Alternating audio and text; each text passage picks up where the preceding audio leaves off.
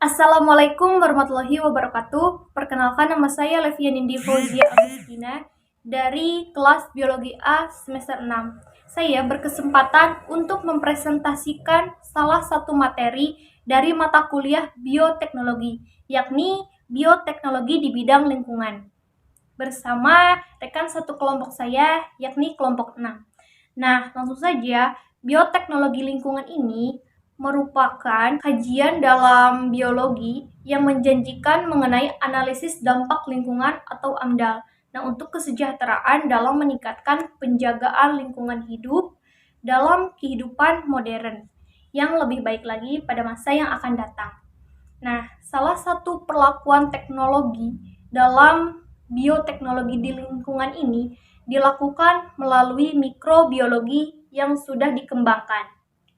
Nah, sejak abad 20, seperti mengaktifasi berbagai kotoran, misalnya hewan dan manusia, dan pencemaran anaerobik hewan. Nah, kotoran-kotoran lain yang berserakan di lingkungan tempat tinggal kita bisa dibersihkan dengan menggunakan mikroorganisme.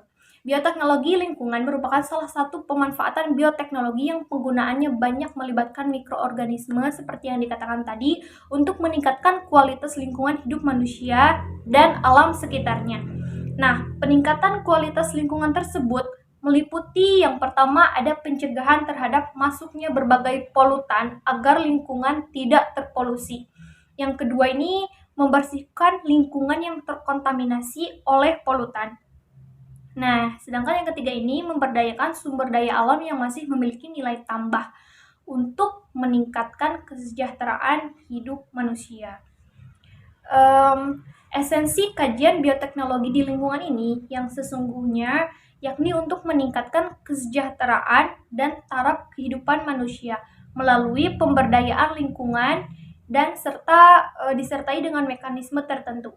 Nah, pada waktu yang sama, hadirnya teknologi baru secara konstan ditujukan untuk memecahkan masalah-masalah yang sedang tren di zaman sekarang ini, terutama masalah lingkungan hidup, seperti detoksifikasi zat-zat kimia atau pembersihan zat-zat kimia yang berbahaya yang sudah banyak menyatu ke dalam berbagai tumbuhan dan hewan peliharaan kita.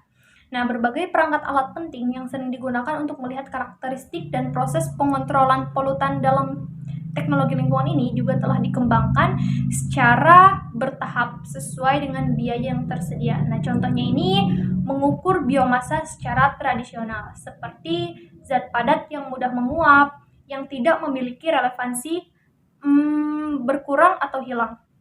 Meskipun perangkat ini digunakan khusus untuk biologi molekular, guna mengeksplor persebaran komunitas mikrobio atau mikroorganisme, proses kerja bioteknologi lingkungan sesuai dengan prinsip kerja yang sudah diaplikasikan pada bidang mikrobiologi dan rekayasa atau engineering.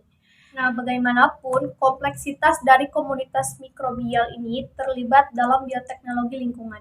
Nah, kompleksitas ini seringkali berada di luar deskripsi kuantitatif, tidak memiliki nilai observasi kuantitatif dari nilai yang terbaik. Kajian bioteknologi lingkungan ini mengakar kepada prinsip-prinsip dan aplikasi biologi yang berkaitan dengan teknologi. Nah, strategi kita dalam mengembangkan bioteknologi lingkungan ini berbasis kepada konsep-konsep dasar dan perangkat yang bersifat kuantitatif saja. Yang dimaksud dengan prinsip-prinsip dan aplikasi biologi di sini adalah memberdayakan semua proses mikrobiologikal agar dapat dipahami, diprediksi, dan merupakan satu kesatuan pemahaman. Setiap aplikasi bioteknologi lingkungan memiliki ciri-ciri khusus tersendiri yang dapat dipahami oleh kita. Nah, ciri khusus ini tidak dilakukan secara terus-terusan, tetapi dilakukan secara step by step. Nah, ilmu-ilmu pengetahuan apa saja yang terlibat dalam kajian bioteknologi lingkungan ini sih?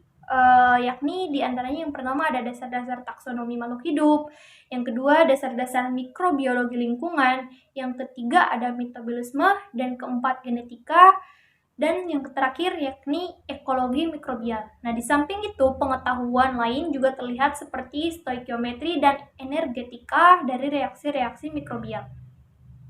Oleh karena itu, bioteknologi lingkungan merupakan ilmu aplikatif yang mesti dikembangkan dan tetap dijaga untuk meningkatkan kesejahteraan taraf kehidupan manusia ke arah yang lebih sejahtera. Baik, selanjutnya yaitu tentang aplikasi bioteknologi di bidang lingkungan. Jadi ada beberapa aplikasi bioteknologi di bidang lingkungan. Yang pertama yaitu bioremediasi. Aplikasi bioremediasi ini merupakan pengembangan dari bidang bioteknologi lingkungan yang memanfaatkan proses biologi dalam pengendalian pencemaran dengan bantuan mikroorganisme seperti hamir, fungi, dan bakteri. Mikroorganisme tersebut memiliki fungsi sebagai agen bioremediator yang menjadi mediator dalam pengendalian pencemaran lingkungan. Bioremediasi ini menjadi salah satu teknologi lingkungan yang bersih, alami, dan paling murah untuk mengantisipasi permasalahan-masalah lingkungan. Pada aplikasi bioremediasi ini terdapat 3 cara dalam transport hidrokarbon ke dalam sel bakteri secara umum. Yang pertama yaitu interaksi sel dengan hidrokarbon yang terlarut dalam fase air. Yang kemudian kontak langsung atau perlekatan sel dengan permukaan tetesan hidrokarbon yang lebih besar daripada sel mikroba. Yang kemudian yang ketiga, interaksi sel dengan tetesan hidrokarbon yang telah teremulsi atau terselubilisasi oleh bakteri. Kemudian selanjutnya yaitu aplikasi bioteknologi yang bernama fitoremediasi. Ini merupakan sebuah aplikasi bioteknologi yang penggunaannya dengan tanaman-tanaman tertentu atau secara keseluruhan atau bagiannya untuk mengatasi limbah baik secara ex situ menggunakan kolam buatan atau reaktor maupun in situ langsung di lapangan pada tanah atau daerah yang terkontaminasi oleh limbah. Nah, ini ada beberapa proses pertumbuhannya dalam aplikasi fitoremediasi ini dalam penggunaan tanaman-tanamannya, yaitu dengan phytoaccumulation, yaitu proses pertumbuhan atau tumbuhan menarik zat kontaminan dari media sehingga berakumulasi di sekitar akar tumbuhan. Kemudian ada rhizofiltration, adalah proses adsorpsi atau pengendapan zat kontaminan oleh akar untuk menempel pada akar. Kemudian ada phytostabilization, yaitu penempelan zat-zat kontaminan tertentu pada akar yang tidak mungkin terserap ke dalam batang tumbuhan. Kemudian ada rhizodegradation, yaitu sebuah penguraian zat-zat kontaminan oleh aktivitas mikroba yang berada di sekitar akar tumbuhan. Kemudian selanjutnya adalah phytotransformation, yaitu proses yang dilakukan tumbuhan untuk menguraikan zat kontaminan yang mempunyai sebuah rantai molekul yang kompleks menjadi bahan yang tidak berbahaya dengan susunan molekul yang lebih sederhana. Kemudian selanjutnya ada phytovolation, yaitu sebuah proses penarik dan transpirasi zat kontaminan oleh tumbuhan dalam bentuk yang telah larutan terurai sebagai bahan yang tidak berbahaya lagi untuk selanjutnya akan diuapkan ke atmosfer. Nah, di sini ada beberapa contoh dari pengaplikasian bioteknologi fitoremediasi yang telah dilakukan.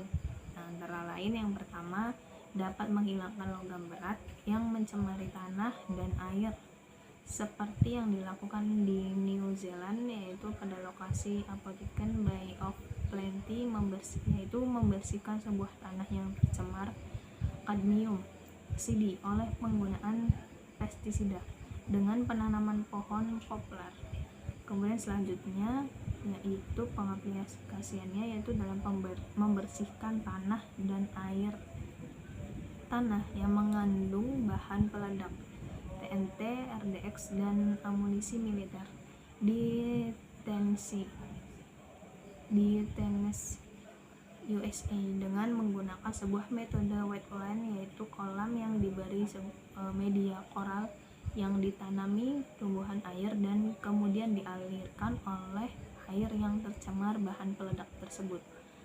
Nah, terus tumbuhan yang digunakan seperti Sangophone, Photomegaton pectinatus, kemudian ada water stangers dan atau Hetrathera, kemudian Elodea canadensis dan lainnya.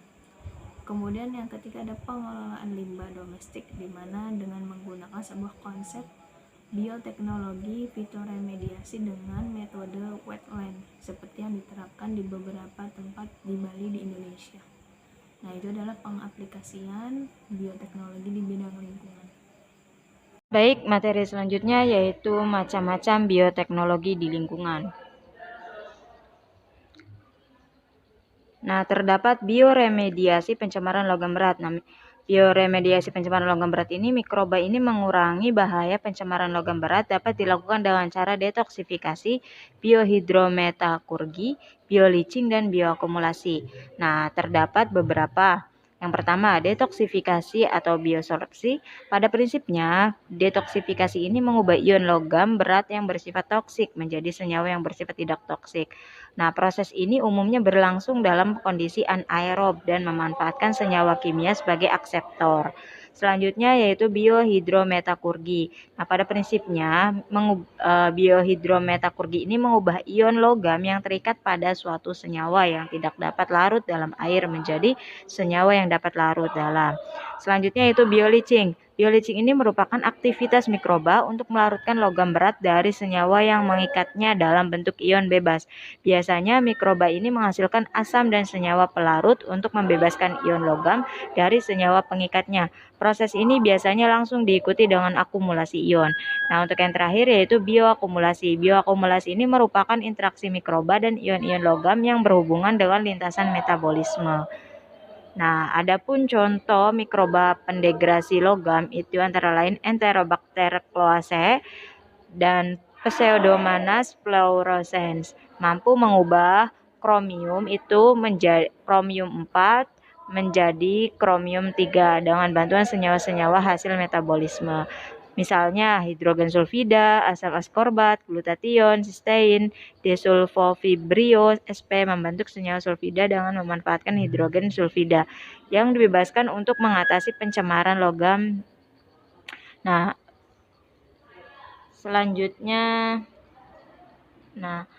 untuk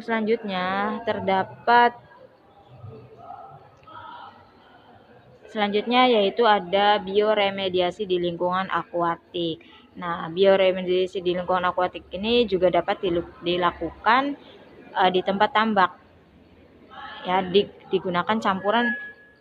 Nah, di tempat tambak. Nah, dalam hal ini digunakan campuran bakteri nitrifikasi dan bakteri denitrifikasi, diantaranya yaitu Bacillus sp dan Saccharomyces sp serta campuran dari Bacillus sp, Nitrosomonas sp dan Myrosobacter sp pada sistem budidaya ini dalam budidaya udang sebagai agen bioremediasi senyawa metabolit toksik arnonia dan nitrit di tambak udang.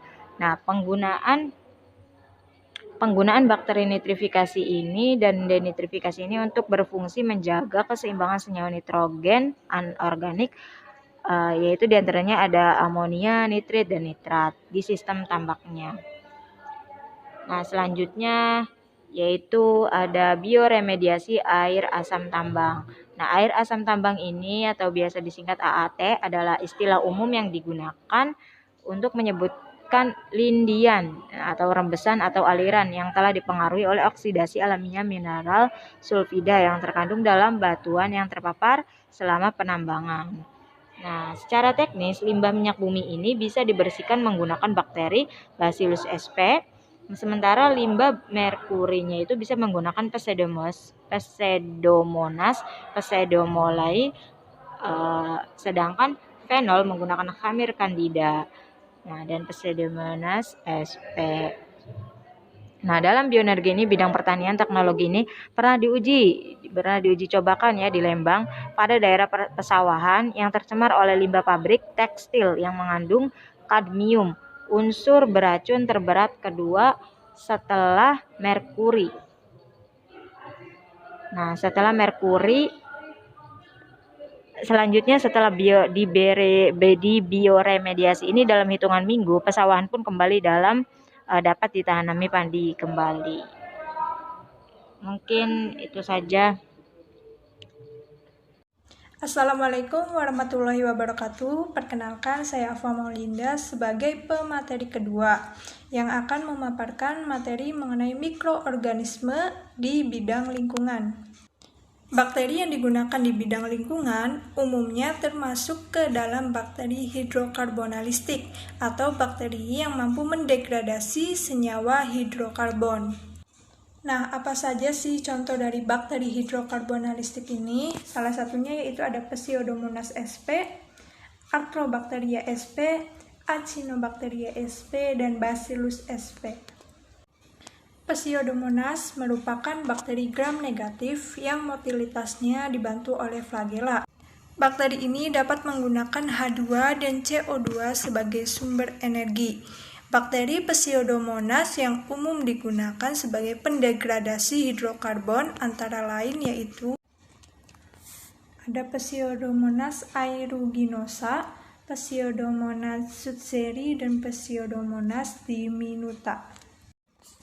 Salah satu faktor yang membatasi kemampuan bakteri Pseudomonas yaitu karena sifat kelarutannya yang rendah, sehingga sulit untuk mencapai sel bakteri. Adapun mekanisme degradasi hidrokarbon dalam sel bakteri Pseudomonas ini ada dua, yaitu degradasi hidrokarbon alifatik dan degradasi hidrokarbon aromatik.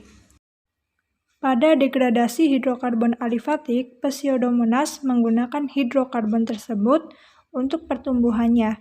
Penggunaan hidrokarbon alifatik jenuh merupakan proses aerobik, yaitu menggunakan oksigen. Tanpa adanya oksigen, hidrokarbon ini tidak didegradasi. Sedangkan pada degradasi senyawa hidrokarbon aromatik, ini disandikan dalam plasmid atau kromosom gen XY. Gen ini berperan dalam produksi enzim katekol.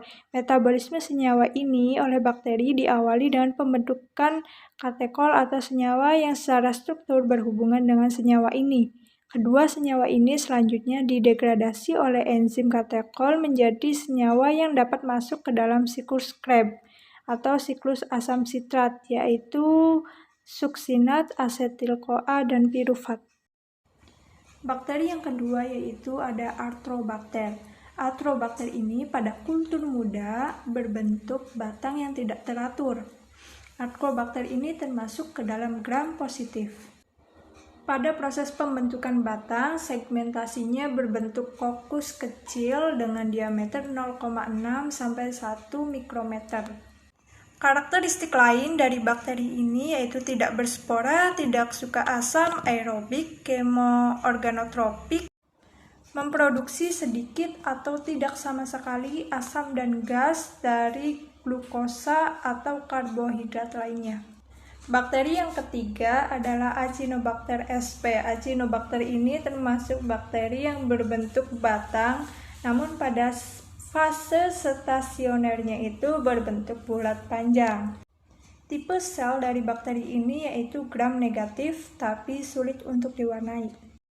Bakteri ini termasuk ke dalam bakteri aerobik yang memerlukan oksigen sebagai terminal dalam metabolismenya. Selain itu, bakteri ini memiliki kemampuan untuk menggunakan rantai hidrokarbon sebagai sumber nutrisi, sehingga mampu meremediasi tanah yang tercemar oleh minyak. Bakteri yang terakhir adalah Bacillus sp. Bakteri ini berbentuk batang pendek, merupakan gram positif yang bersifat aerob. Bakteri ini mempunyai kemampuan dalam mendegradasi minyak bumi, di mana bakteri ini menggunakan minyak bumi sebagai satu-satunya sumber karbon untuk menghasilkan energi untuk pertumbuhannya. Pada konsentrasi yang rendah, bakteri ini dapat merombak hidrokarbon minyak bumi dengan cepat. Jenis Bacillus sp yang umum digunakan yaitu Bacillus subtilis, Bacillus cereus, dan Bacillus laterospore. Mungkin sekian saja dari saya. Untuk materi berikutnya akan dipaparkan oleh pemateri ketiga. Ya, selanjutnya di sini saya akan melanjutkan penjelasan dari rekan saya sebelumnya, yang dimana saya akan membahas tentang manfaat dan juga dampak negatif bioteknologi pada lingkungan. Yang pertama, manfaatnya itu mengolah limbah. Nah, di pengolahan limbah ini banyak sekali mikroorganisme yang bisa mencerna karbohidrat, protein, lemak, minyak selulosa, plastik, dan minyak. Nah, spesies mikroorganisme ini bisa dipergunakan untuk keperluan tertentu. Nah, contohnya itu yang pertama, mikroorganisme pengolah limbah yang dapat dimanfaatkan oleh kalangan industri. Nah, bagaimana caranya? Proses pengolahan limbah dengan metode biologi ini adalah metode yang memanfaatkan mikroorganisme sebagai katalis untuk menguraikan material yang terkandung di dalam air limbah. Mikroorganisme yang dibuat pada umumnya yaitu bakteri aerob. Nah, proses pengolahan air limbah ini pertama yaitu pengumpulan, pemilahan, pengaliran, pengendapan, proses aerob, kucuran air, dan proses anaerob. Nah, yang kedua itu contohnya itu seperti tempat pembuangan sampah menggunakan mikroorganisme yang dipatenkan. Contohnya itu di dalam bidang industri yang limbahnya terdapat kandungan lemak biasanya. Nah, itu bisa dimanfaatkan oleh mikroorganisme yang sebelumnya itu dicerna dulu dan baru dibuang ke sungai. Contohnya itu cacing tanah. Jadi pada tempat sampah biasanya bisa kita letakkan cacing tanah itu untuk mengurangi pencemaran sampah organik. Nah, kenapa gitu? Karena cacing tanah bisa mencerna sisa-sisa bahan organik yang terdapat di dalam tanah, seperti ranting, sisa dedaunan, dan sampah organik lainnya. Selain itu, kotoran cacing biasanya mengandung nitrogen dan bisa untuk menyuburkan tanah. Nah, selain itu juga ada manfaat selanjutnya yaitu untuk menghasilkan bahan bakar ramah lingkungan, yang dimana ini contohnya itu adalah biogas. Nah, kita kan sering mendengar biogas. Biogas merupakan gas metana yang bisa menghasilkan energi yang tidak menimbulkan polusi. Nah, biasanya biogas ini dibuat dengan cara pemanfaatan kotoran ternak sehingga bisa mengurangi pencemaran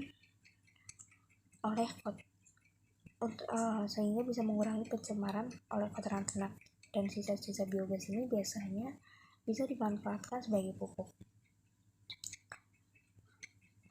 Nah, selanjutnya yaitu ada dampak negatif, yang dimana dampak negatifnya ini ada dua.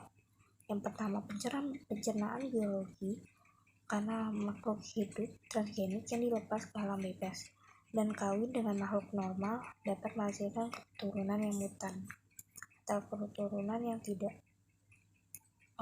baik. Yang kedua, penyalahgunaan hak pribadi, karena rekayasa genetika menyebabkan perubahan genetik tidak dirancang secara alami sesuai dengan kebutuhan, melainkan mengikuti kebutuhan pelaku bioteknologi itu sendiri. Nah, mungkin cukup sekian penjelasan dari saya. Saya akan kembalikan lagi ke moderator diskusi. Terima kasih. Wassalamualaikum warahmatullahi wabarakatuh.